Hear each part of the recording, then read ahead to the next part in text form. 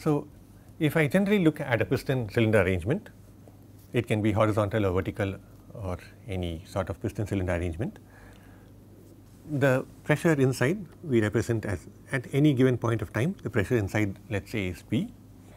We have something connected to the other side which is resisting it, or there is atmospheric pressure here. So, initially let us say the piston was here, this is the initial position at time 1 or point 1.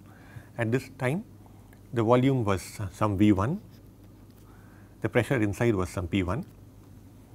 Let us say we did something, for example, maybe we heated this gas slightly and the piston started to move out, finally it came to this point. So, when it is at 2, the volume would be essentially this volume. So, when it is at 2, it would be this volume plus this, and that is something we let us say we call it as some V2. When the gas has occupied this entire volume and the piston has moved there, let us say the pressure we call as some P2. So, if at this point of time the force was F1, or generally F is also okay, and the area of this piston, area of cross section, okay, which is this area, cross sectional area, let us say it is A. So, the pressure at any given point of time is the force per area, which is our usual definition of pressure. So, when the pressure was P1, let us say there was a slight imbalance in force and this piston moved a small distance. Okay. We can call that small distance as some delta x. If I call this as the x direction, it moved a small distance of delta x when the pressure was P1. So, I had a force of say F1 or force of F, and this piston moved under that force F by a small distance of delta x. So, then the work done is the force into the displacement which happened under that force, which is some F delta x. This force I can write as pressure into area from this expression here. So, this is some small amount of work which is done, I will write it as del W. So, this del W is given as this. Now, I have for the cylinder, A is the cross sectional area.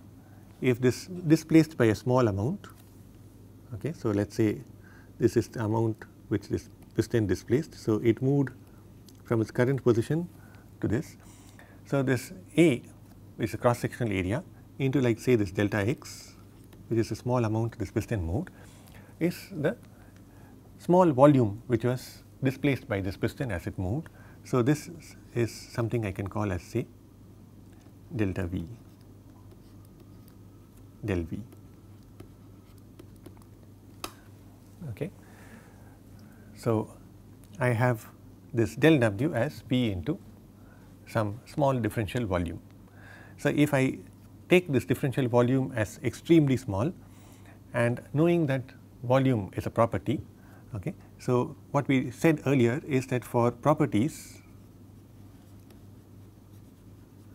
which are exact differentials, a small change in a property is usually something we denote by the alphabet D, whereas for path functions and inexact stuff, the small change is what we denote as del.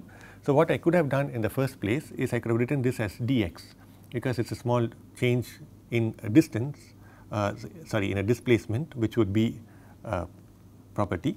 So, what I could write this as, instead of del V, what I would usually do is write it as dV, and what I get is that this work, a small quantity of work which is done at any given point of time, is the pressure times the change in volume. Now, as I go from a volume at V1 to a volume at V2, if I want to know all of this work which happens in this time, what I would do is sum over these little bits, which in the limit is essentially what we call as integration. So, what we note is that, for example, if there was some process here because of which this is going on, the pressure inside does not have to be constant, right. The pressure can be changing, the volume is definitely changing.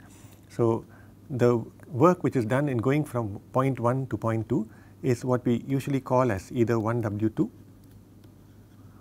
or we call it as W12 in some books. This we would get it as integral of P dV, where the volume changes from V1 to V2. So, this is the expression which we get for displacement work when we have a system with fixed mass and this quasi-static expansion of the system to go from a volume V1 to a volume V2, or a quasi-static reduction in the volume to go from some V2 to V1. So, this is displacement work.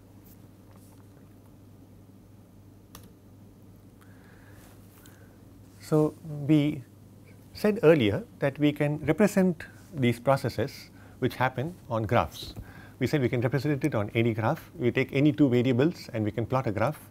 It is useful to get what are called independent variables. We will see what is that a little later on, but for the time being, for the kind of substances we have, so let us say we are looking at gas. For gases, pressure, temperature and volume are all independent properties. So, we can plot, for example, a graph of pressure versus volume. What is more common to do is to plot pressure versus specific volume, which is of course equal to the total volume by the mass. The mass of the system is anyway constant. So, we are just dividing the volume by a constant, so it is all right. So, initially the volume here was capital 1 or the specific volume was V1. The volume here is capital V2 and the specific volume is small v2. So, we can plot this going from a volume of V1 to a volume of V2. So, the pressure initially was high because of which it is expanding. Let us say that pressure is P1. Finally, the pressure has gone to some P2. This process has to be quasi-static, otherwise we do not know this. So, there must be some resistance on the right hand side which is preventing this from going out suddenly. We are not shown that, but we should keep in mind that there is something there which is making this process happen slowly. So, on this graph, this would be that small change in volume V at some given point, and when we integrate this and we found out from the previous case that this del W is P dV, and we can integrate del W to find out the total work.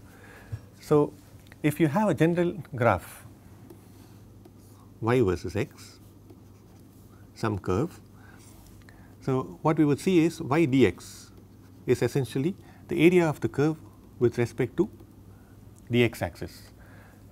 So, that would be this area. So, if this was some dx, so y dx under a curve would be the area of the curve with respect to the x axis. So, similarly here P dV would be the area under this curve with respect to the volume axis. So, we would have this. What I can also do is I can write this as pressure, mass is constant. So, capital V is small v into m. So, by the chain rule I get dV is V dm plus m into dV.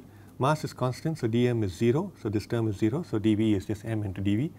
So, I can write this as this, or I can take the mass outside because it is constant anyway and then have this. So, this is my work which is done. I have it in this fashion.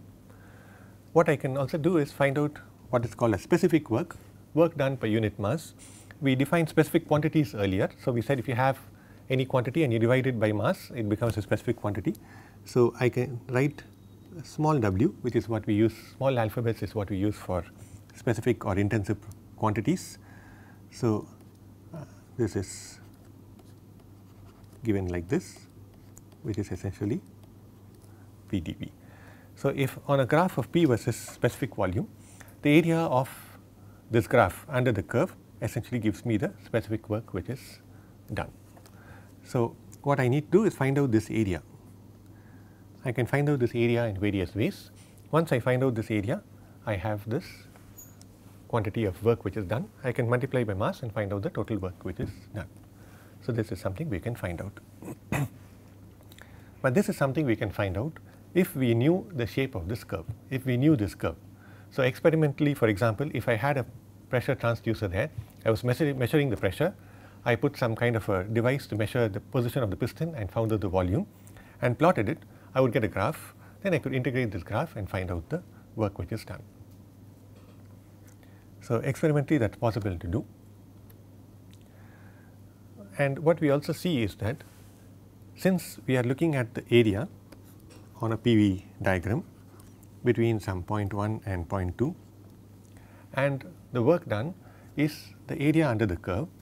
So, if I had different curves between the point 1 and the point 2, I would have different curves if the processes were different, if the pressure varied in a different way.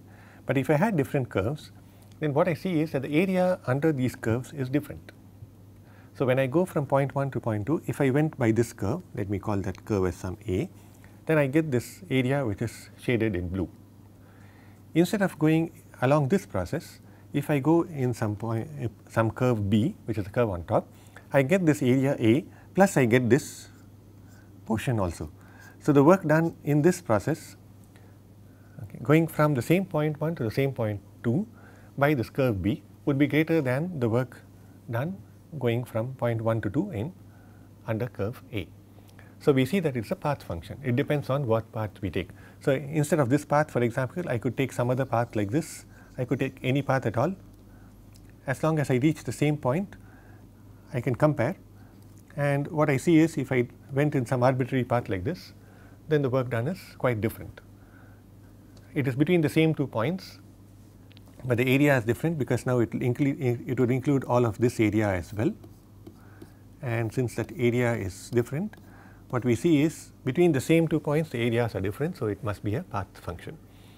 So, we could think of this as, for example, the distance travelled between 2 points on a map, which is something we looked at earlier. So, if I looked at the displacement, it is 1 to 2 and it would be the same, but the distance travelled is different. So, it depends on how I got there, whether I went by the shortest possible path or went by some other wandering path, and depending on which path I go in, the work changes. So, what we see is our definition of work depends on the path. So, our definition is not based on displacement, our definition is based on energy transfers, and therefore, it depends on the path which we take in going from point 1 to 2. So, since it depends on the path, we do not talk of work at a point, because there is no such thing as work on a point. Work is always involved in going from one place to another place. So, we only talk about work transfers along a path, work done while going along this path or work going along some other path B or some other path C and so on. We only talk about work being done either by or on the system when the system goes from some state 1 to some state 2 along some path A or B or C or so on.